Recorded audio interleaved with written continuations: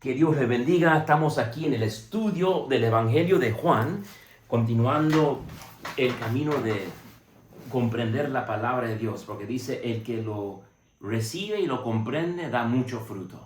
Entonces, ¿en qué estamos hoy día? Hoy día estamos en el Evangelio de Juan, capítulo 3, versículos 1 a 21, y eso es algo muy importante. Muchos versículos acá, en versículos 1 a 21, son tesoros, pero ahí empezando en capítulo 1, estamos entrando junto con una nueva persona que San Juan introduce, que es Nicodemo.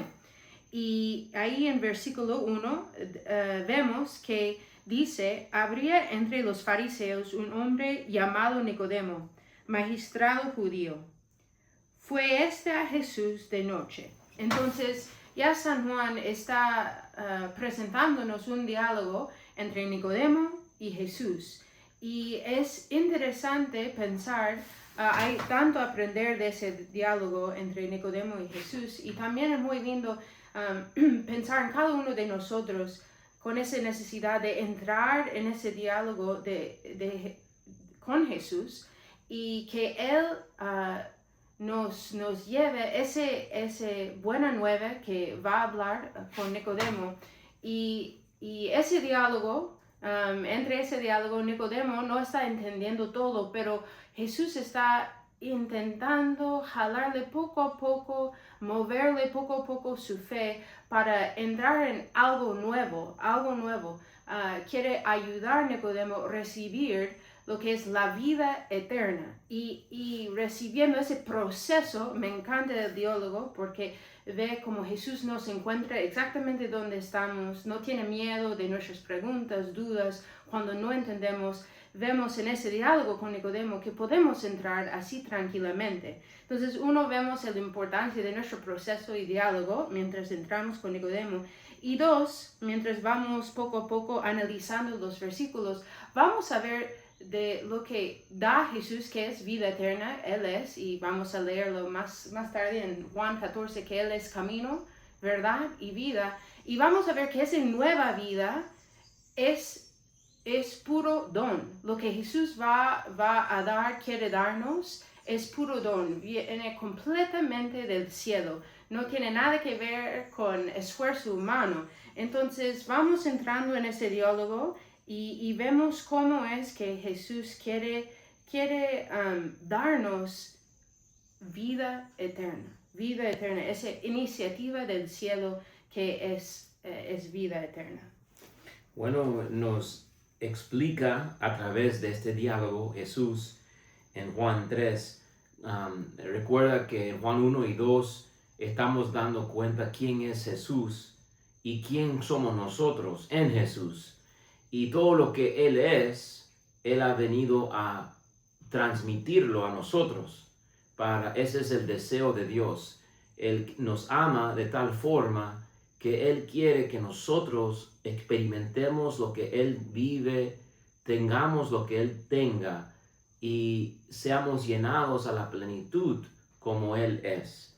Y entonces ahora nos va en Juan 3, este diálogo que ha hablado la hermana, nos va a explicar cuál es la puerta, cómo comenzamos a recibir esta vida nueva, la vida de Dios, el ser hijo de Dios, como Jesús. Y entonces Jesús le dice a Nicodemo: tienes que nacer de nuevo, y lo explica que es a través del bautismo, ¿verdad? Y eso lo dice el versículo 5. En verdad te digo, el que no nazca de agua y de espíritu no puede entrar en el reino de Dios. Entonces, en otras palabras, para entrar al reino de Dios, tengo que nacer del agua y del espíritu. Marcos 16:15 va a decir que el que cree y se bautiza será salvo. El que no cree será condenado. Y aquí entonces el bautismo, nacer de agua, es lo que se usa en el bautismo, y el espíritu, es lo que se recibe en el bautismo. Lo que no tenías antes, ahora lo recibes a través de este nuevo nacimiento. Y este nacimiento es no automático, no es que uno nace con el Espíritu Santo en su corazón. Cuando eres concebido en el vientre de tu madre, eres carne. Pero cuando recibes el bautismo, es que recibes el Espíritu. Por eso dice el próximo versículo, lo nacido de la carne es carne. Entonces, el nacer solamente naturalmente, el ser concebido naturalmente, no te comunica toda la gracia que Cristo ha venido a dar, sino que hay que nacer del Espíritu. Porque dice, lo nacido de la carne es carne, lo nacido del Espíritu es Espíritu. Y por eso que católicos desde siempre, y lo que también habla Hechos de los Apóstoles, se bautizaba toda la casa. No decía, se bautiza todo en la casa menos los niños. No, Hechos 2 dice, creo que es 29, claramente dice, este don del Espíritu, este bautismo es para ustedes y sus hijos. Porque tus hijos, tus bebés, nuestros bebés, han nacido en la carne, pero dice, lo nacido de la carne es carne. Y lo que Cristo ha venido a transmitir viene a través del bautismo. Lo nacido del Espíritu es Espíritu. Y por eso corremos a bautizar los hijos. No hay personas que dicen, esperaré hasta que cumpla no sé cuánto. ¿Cómo vas a esperar a darle a tu hijo el Espíritu? ¿Cómo puedes esperar un día más a darle a tu hijo lo mejor? ¿No es lo que el padre más quiere para el hijo, darle lo mejor? Bueno, por eso es que corremos a bautizar a los niños para que lo que ya está nacido de la carne y es carne, nazca también del Espíritu. Y resaltando y continuando ese de versículo 5, también en versículo 3 Jesús está diciendo también a Nicodemo, regresando a 3, dice, en verdad te digo, el que no nazca de nuevo no puede ver el reino de Dios. Y en griego, sabemos que el Nuevo Testamento fue escrito en griego, y esa palabra que San Juan usa, cuando dice el que no nazca de nuevo, es la palabra anothen en griego. Y tiene dos significancias. Tiene dos. Uno es desde arriba y otra vez. Entonces vemos que San Juan, y cuando repite algo, San Juan ha repetido ya 2 veces que algo nuevo tiene que pasar para que entramos en el reino del cielo. Como Padre está diciendo, no es solo por querer, no es solo algo en la mente, algo tiene que pasar. Y ese es un nuevo nacimiento que significa otra vez y también desde arriba.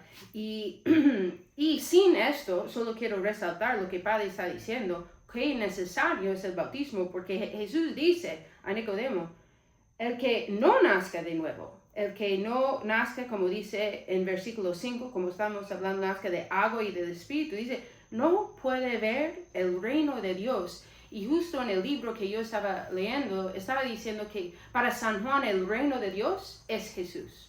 El reino de Dios, cuando San Juan habla, usa la palabra reino de Dios, está hablando de Jesús. Entonces es interesante, durante el Evangelio de Juan, muchas personas van a interactuar con Jesús, pero no van a poder ver quién es, qué es el Señor, qué es Jesús, qué es Padre, qué es Todopoderoso.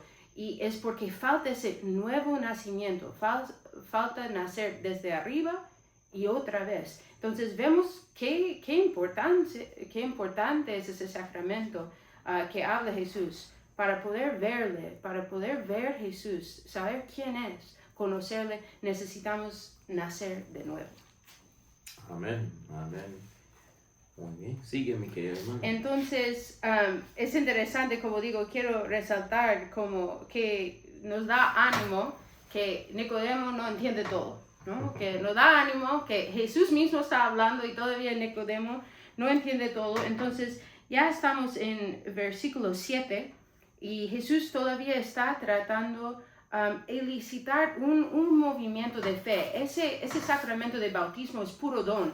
No viene por mis obras, no viene porque yo lo merezco o porque lo he trabajado. Viene porque Jesús es la palabra que se hizo carne y ha venido para dar su vida, y como vamos a leer en Juan 13:1, hasta el extremo.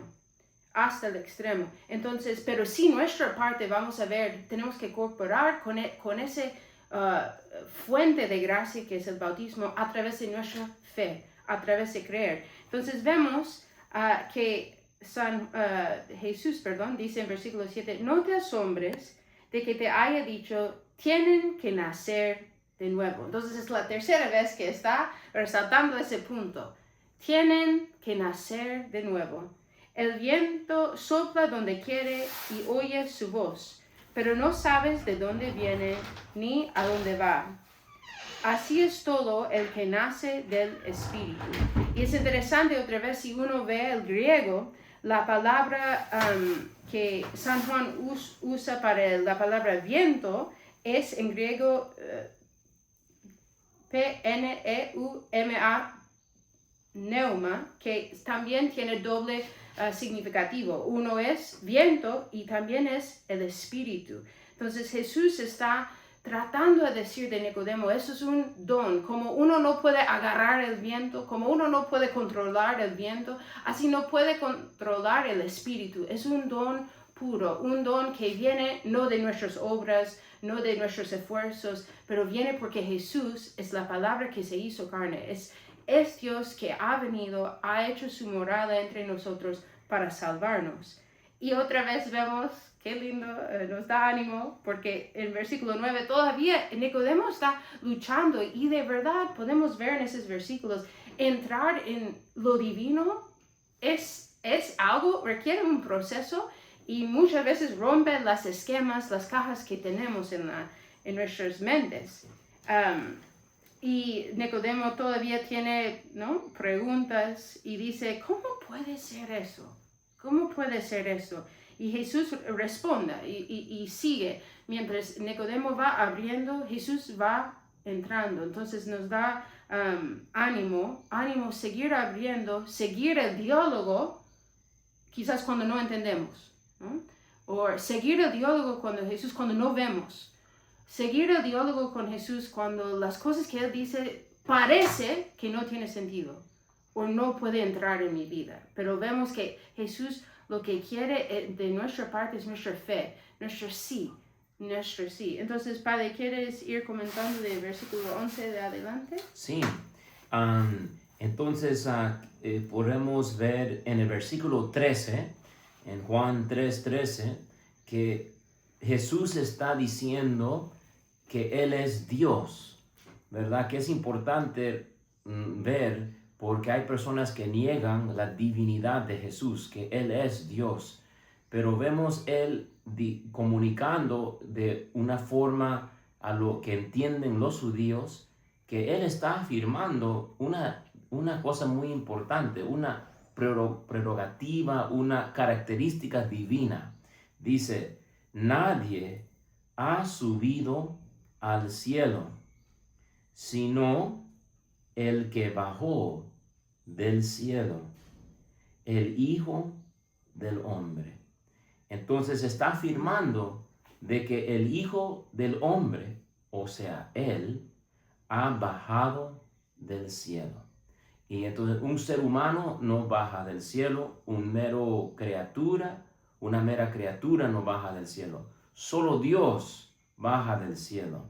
Y entonces aquí lo va a repetir nuevamente en Juan 6, que Él ha bajado del cielo. Y luego va a decir, yo soy el pan del cielo. Y aquí vemos entonces sigue en cada capítulo Dios revelando que Jesús es Dios, es divino. Dice en 14, y como Moisés elevó la serpiente en el desierto. Entonces quiero resaltar esto. Aquí vemos una imagen, y aquí vemos en las escrituras que no está diciendo que las imágenes son malas, sino al contrario, se está refiriendo a una imagen que en en Números, 21, versículos 4 a 9. exacto, gracias, Número 21 de 4 a 9, ahí en Números 21, 4 a 9, dice Dios que es a Moisés, haga una serpiente de bronce y ponlo en una asta. El que mira esta serpiente lo mirará después de ser mordido por una serpiente viva. Estaban siendo mordidos por serpientes y muriendo. Y el que mira esta serpiente quedará sano. Y dice el versículo 9, miraban y vivían. O sea, al verlo, vivían. Y entonces, en primer lugar, resaltar, hay imágenes. Y no se prohíbe en Éxodo capítulo 20, versículo 4, todos los imágenes, o los imágenes de Jesús y María y de los santos. Se prohíbe un tipo de imagen, la imagen de un ídolo, ¿verdad? Que significa falso Dios. De eso, prohibido. Pero una imagen, no. En general, no. Solamente un tipo de imagen. Como prueba, como muestra de un botón, como dicen. Números 21, 4 a 9. Una serpiente hecho por Moisés por orden de Dios. Y aquí en Juan 3 lo vuelve a resaltar, como para decir, no hay problemas con imágenes. Para que todos los hermanos evangélicos lean y crean. Pero como dice Jesús aquí, en verdad te digo, nosotros hablamos de lo que sabemos y damos testimonio de lo que hemos visto, pero ustedes no aceptan nuestro testimonio. Aquí está, pero no aceptan el testimonio. No aceptan. Pero la realidad es que hay imágenes y hay imágenes que son buenos, y en este caso lo usa como un ejemplo. Así como esa serpiente que hubo con Moisés fue elevado en el desierto, dice, así tiene que ser elevado el Hijo del Hombre, para que todo el que crea tenga en él la vida eterna. Entonces Jesús, por eso dice Pablo en 1 Corintios capítulo 2, versículos 1 al 5, en ese espacio, dice Pablo que él predica, él conoce a Cristo crucificado y de él se alarda, de él se glorifica, de Cristo crucificado. Y Jesús va a ser elevado en la cruz y va a estar crucificado. Y el que mira a él, así como la serpiente, el que miraba a la serpiente vivía, ahora el que mira a Cristo crucificado, el que mira a Jesús dando su vida por nosotros, vive. Y ya es liberado no de una muerte solamente material, como los que estaban en el desierto morían de forma natural. Ahora nos liberamos de la muerte eterna y somos salvados y vivimos, porque Juan 11 dice, Jesús, yo soy la vida y la resurrección. Y entonces Él es la vida eterna. Y aquí dice, para que todo el que crea tenga en Él la vida eterna. Entonces no solamente vida así normal humana, sino ahora también vida eterna. Entonces, que es más que esa serpiente. Ahora Cristo da la vida eterna. El que lo mira, el que lo recibe, el que cree en Él. Y por eso como católicos tenemos imágenes del Cristo crucificado. Porque dice la palabra de Dios que Él va a ser elevado para que todo el que crea tenga en Él la vida eterna. Y entonces al verlo elevado en la cruz, yo veo un mensaje que Él me ama, que el Padre me ama. Cuando yo voy al baño, yo tengo que mirar cuál imagen es la imagen de un varón, porque la imagen de un varón me comunica algo. Me comunica, este baño es para mí. Y la que tiene una falda, significa que ese baño es para ¿quién? Para ella, para mujeres. Y esa imagen comunica. La cruz comunica. Así como esa imagen comunica que ese es baño de hombres, la cruz comunica. ¿Qué comunica? Juan 3:16. Tanto amó Dios al mundo que dio a su Hijo unigénito, para que todo el que crea en Él no perezca, sino que tenga vida eterna. Entonces, comunica la cruz. Tanto amó Dios al mundo que dio a su Hijo unigénito. Comunica el amor del Padre para nosotros. Eso es. Y por eso es que Pablo dice, yo predico Cristo crucificado. Y dice en Filipenses, hasta lloro con lágrimas porque hay personas que se han vuelto enemigos de la cruz. Entonces nuevamente, otra vez a los hermanos evangélicos, les invitamos a que crean, que acepten nuestro testimonio, que la cruz no es señal de muerte, que la cruz es señal de la victoria sobre el pecado, la victoria sobre la muerte eterna y el amor del Padre, que es infinito y eterno. Eso es lo que la Biblia dice, la palabra comunica. Entonces ahora creamos en esa palabra. Y vemos que eso es realmente el corazón del mensaje de Jesús, esos versículos 16 hasta el 21, y que eso es el punto de ese diálogo con Nicodemo, y realmente es el punto de nuestros tiempos de oración, donde meditamos la palabra, es para que leyendo, escuchando, devorando, masticando la palabra, ilicita en nosotros esa fe, porque vemos en cada capítulo del Evangelio de Juan, no falta la palabra creer, ¿no? ¿Cuántas veces? Creo que 3, 4 veces solamente en esos versículos Jesús está diciendo, por ejemplo, en versículo 16, para que todo el que crea en él, en versículo 15, para que todo el que crea, y en versículo 18, el que crea en él no es juzgado. Entonces vemos, Dios ha hecho su parte. Dios tanto amó al mundo, mandó su Hijo único, se hizo carne la palabra, se ha dado completamente, y nuestra parte, yo veo que San Juan en su evangelio está presentando a Jesús como un mendigo de amor, mendigando nuestra fe, que ese diálogo, especialmente en nuestros tiempos de oración, que sean fructíferos en que elicita que nuestra parte elicita como fe en Él, que seamos lo que dice en versículo 18, el que cree en Él no es juzgado, que seamos esas personas que devoramos la palabra, que entramos, abrimos como Nicodemo abrió en ese diálogo, pero también que escuchando la palabra de Jesús, como Nicodemo está escuchando, que miramos a ese Cristo crucificado y hacemos la única cosa que Él está pidiendo, que creamos en Él, ¿no? Mirando, reconociendo que es Dios y creando que Él realmente es el Hijo del hombre, el Hijo único de Dios, que vino al mundo, como dice en versículo 17, no para juzgar al mundo, sino para que el mundo se salve por Él. El que cree en Él no es juzgado. Pero el que no cree, entonces decidir no creer, ver a Jesús como Padre está diciendo, mirar a Jesús y no decidir nada, tiene consecuencias, no es neutral. No, eso es que, no pasa nada, yo vivo una vida tranquila. No, San Juan, hay una urgencia a la buena nueva, porque dice, y eso no es mi idea, ahí dice en la palabra, pero el que no cree, no pasa nada, no dice eso, ya está juzgado, porque no ha creído en el nombre del Hijo unigénito de Dios.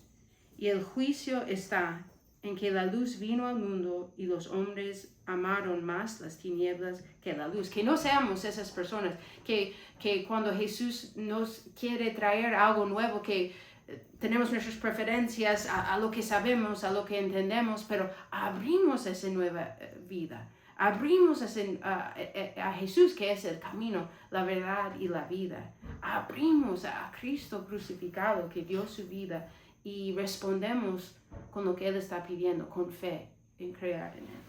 Amén. Y precisamente la cruz es lo que nos comunica estos versículos con claridad. Porque como dice el versículo 17, vemos en la cruz algo muy importante. que Dios no ha enviado a su Hijo al mundo para juzgar al mundo. Cuando tú miras la cruz, piensas, no es su propósito juzgarnos. ¿Para qué vendría tanto se abajaría y tanto sufriría por nosotros solo para condenarnos? Al contrario, vemos en la cruz a qué extremo, como dice Juan 13:1, nos amó hasta un extremo.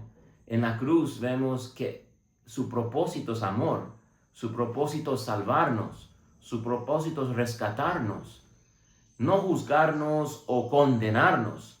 Pero sin embargo, como estaba diciendo la hermana, todavía me puedo condenar si yo no acepto ese amor de Dios, ese acto de Dios, ese extremo amor de Dios. Ya Él ha ido a un extremo para salvarnos. Y si tú y yo rechazamos eso, estamos entonces permitiendo que todas esas gracias sea en vano para mí. Para otro quizás sí, de fruto, pero en vano para mí y para mi vida y para mi familia. Él quiere entrar, renovar, dar vida a ti, a tu familia. Y más le creemos, más espacio le damos, más somos renovados, salvados, y el cielo penetra nuestro corazón y nuestra familia. Entonces Él ha ido al extremo, pero ahora resulta que tú y yo somos el que con la llave, que es la fe, podemos abrir la puerta para que entre toda esa gracia y ser salvados. Y entonces, pero bueno, como dijo la hermana, citó el 19, que vemos por qué a veces es que cerramos la puerta al Señor. Y dice, porque los hombres amaron más las tinieblas que la luz, porque sus obras eran malas. Y a veces tenemos algunas ataduras, algunas debilidades en nuestro corazón que nos hace muy difícil soltarlos. Quizás nos hemos aferrado a la mentira, nos hemos aferrado al resentimiento, quizás al no perdonar, quizás a la envidia. Nuestro propio pensamientos, ¿no? Lo que yo pienso, lo que yo veo. Mi opinión, ¿no? Que el orgullo, la autosuficiencia, que yo lo tengo que hacer solo o yo lo puedo hacer, la impureza, el alcoholismo. Y nosotros ahí a veces pasa lo que dice esa escritura. Los hombres amaron más las tinieblas que la luz. Y entonces dice, los que obran mal aborrecen la luz porque no quieren que la luz descubra las cosas que están haciendo, ¿verdad? Cuando hacemos obras de la oscuridad, no nos gustaría que lo pongan en público, ¿verdad? Más bien hay gente que hasta quizás coimea o hasta mata para que no salga a la luz su pecado. Pero es porque no queremos que las obras de la oscuridad salgan a la luz. Pero cuando hago el bien, dice, pero el que obra la verdad va a la luz, porque quede de manifiesto que sus obras están hechas según Dios. Y vivimos en alegría y en gozo cuando hacemos las obras de Dios. No tenemos vergüenza. Si estamos mirando una revista de una mujer media vestida mal, viene una persona, rápidamente lo escondemos, ¿no? Pero para que no me mire lo que estoy mirando. Pero con la Biblia, ahí, pucha, aquí para que no hay problema que me miren viendo la Biblia, ¿verdad? Ahí dice, qué chévere. Y entonces, al hacer el bien, no nos escondemos de la luz, no tenemos miedo de la luz, sino más bien damos la bienvenida a la luz. Y bueno, demos la bienvenida a la luz, como vimos en Juan 2, que cuando Él entra, Él saca a todos los ladrones, ¿verdad? Los vendedores, todas las mentiras. ¿Pero para qué? Para llenar nuestro corazón del amor de Dios, la gloria de Dios. Y este es el proceso que comienza con el bautismo y Él camina con nosotros hasta que estemos con Él. Nos vemos en la próxima.